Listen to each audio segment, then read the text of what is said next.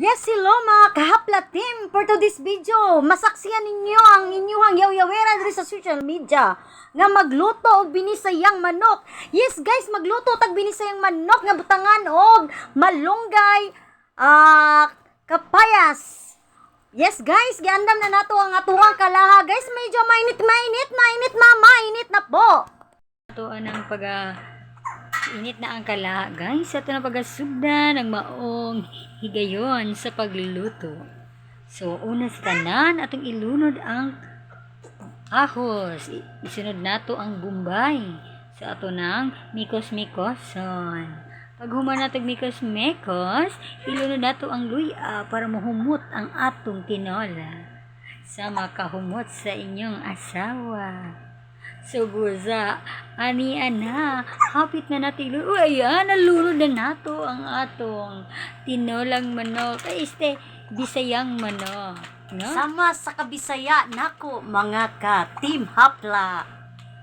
Ayan na, yan, hapla na ang manok. Grabing paghapla sa manok. Lami kayo siya, guys. Subusa. Atangin ninyo. Ayaw niyo skip ang video para maglaway mo sa atong giluto. O karon guys, kay init naman niya nga atong manok. Ato na dungagan kini og sabaw. Dungagan natong tubig, karon natong higop-higop. Nagbukal-bukal na. Sama ka bukal-bukal sa iyang dughan. Nga makita niya ang iyang hinagugma sa kinabuhi. O yan, ato na kining tuslok-tuslokon, mikos-mikoson.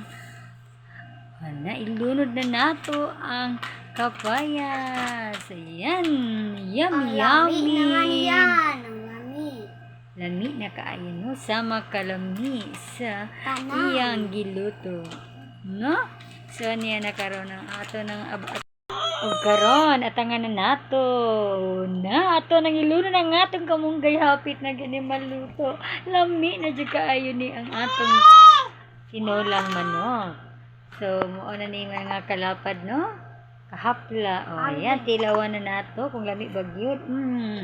Astang lami, sama kalami sa imong asawa. Yan, luto na.